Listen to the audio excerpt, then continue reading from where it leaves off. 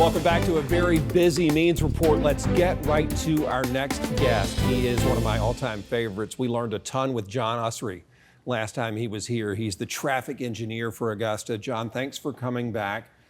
We appreciate you and we appreciate your department. How are we doing with storm recovery when it comes to your area? Well, thank you for having me. We're recovering at a good pace. Yeah. There are 275 traffic signals in Richmond County. The day after the hurricane, only 34 were operating. And in the next about 4 weeks, we were able to get all of the rest of them up and running. A lot of them are running the way they were prior to the storm, but there are still about 70 or so that we still need to work on. I'd like to thank my partners at GDOT. They were instrumental in helping get all those back and repaired. Georgia Power, of course, we can't operate a traffic signal without power, so they were also instrumental. So we have about 70 that still need some work and still need some recovery. We're working through those, and we really hope to have everything back to pre-storm condition by about Christmas. When you talk about issues, I'm picturing timing. Is that what you're talking about? The lights aren't timing like we want them to. They don't stay green or red long enough. Is it that? That's part of it, yes. There are about 70 that were on either coordination timing or adaptive signal timing, where it sort of adjusts based on the volume of traffic. And so some of those are back up and working and some of those are not, and we're working through that. And also we were running short of materials like signal heads to hang up or cabling. And so even though the signal is operating, we need to go back and make sure it has its full complement of signal heads and all the cabling was installed correctly. And sometimes we were just trying to put them up so they would work, so people didn't have to try to guess, when they come to a blank intersection who got to go. And so we wanted to get them up and running as quickly as possible. Forgive me if I start going really fast, because these segments are just whipping by today and I want to cram as much info as I can, but you made me think of something that takes us back to driver's ed. What do we do at a four-way stop or an intersection where a light's broken and there's four of us sitting there? So if the light is not on, there's no power, or it's flashing red, it converts to a four-way stop or an all-way stop. The simplest way to think about it is the first person that gets there gets to go, or you yield to the right.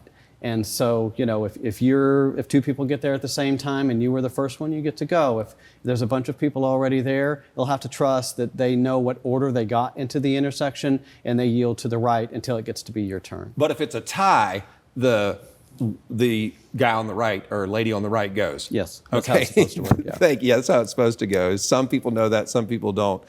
Wrightsboro Road, I think I hit on this last time with you, but Wrightsboro Road is still kind of sketch. When are y'all going to make that nice?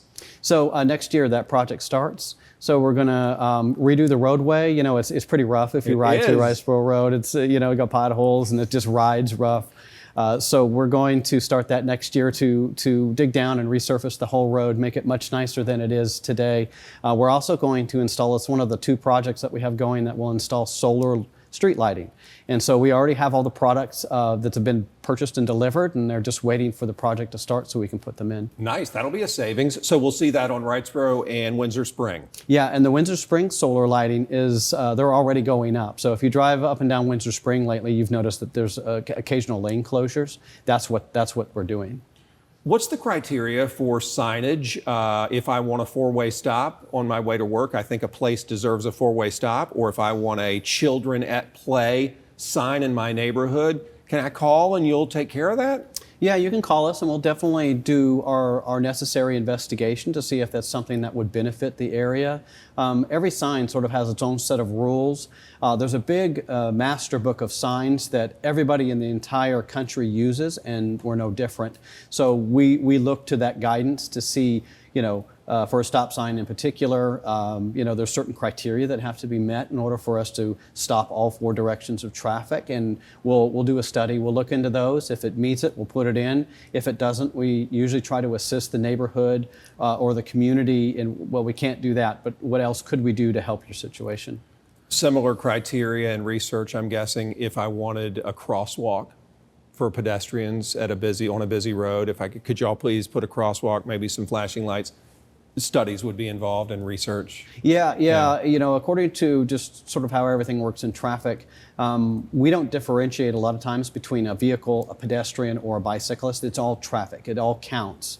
But if we're looking at particular things like a crosswalk, I tend to like them best where you have control. Like, in other words, there's a traffic signal or a stop sign.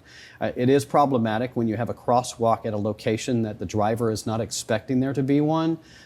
School zones are a great example. So there's a lot of signing that goes into those. Most of those have crossing guards that assist the children when they cross the road back and forth, and the parents as they're walking to and from school. But if you put one in at an uncontrolled location, you're relying on the pedestrian to make that judgment that it's safe to cross. Right. And so, it's much better at a controlled location. So we try to make sure that they're at one of those locations. We do have some that are not at controlled locations. And in that case, I want to make sure that they're near an intersection, because drivers are more aware at an intersection of other traffic coming and going. So you don't want to usually put it in the middle of a block, because a driver's not expecting a child to walk out in front of them there. Yep. And they're not looking for other traffic. Probably time for a couple more questions. And one is what causes traffic? What causes congestion? John, is it one person at the front of the line who messes up and then the domino effect turns into bumper-to-bumper congestion? A lot of times it has to do with a couple things: how we time the traffic signals, or how much attention a driver is paying to his surroundings. Yeah. So, traffic behaves very much like a wave. People have been studying this for a long, long time, and I'm not going to pretend to be smart enough to understand all that stuff, but it sort of ebbs and flows. And so if you have somebody sort of at the beginning of the queue, or the beginning of the line of traffic, line of cars, and they have to stop suddenly, or they're not paying attention, or whatever the case may be, it has a ripple effect on everybody that's behind them. And depending on how busy the road is, that effect could last for miles. I hope I can squeeze two more questions in. One is, if we're stuck in one of those long lines and somebody at the front messed up and they're causing this backup at this light, can you see us at traffic headquarters and change that light or extend that light to try to flush us all out? So it depends on where you are. If you're on one of the major roadways, the short answer is yes. Okay. We have adaptive timing that should adapt to that. On many of our roadways, Washington Road, Peach Orchard, Riverwatch, a lot of those type of roads have an AI built into the traffic signal that should adapt to that when that happens. And the other one was, we have coordination timing on other roads that maybe are kind of the mid-tier roads, Walton Way, those types of streets.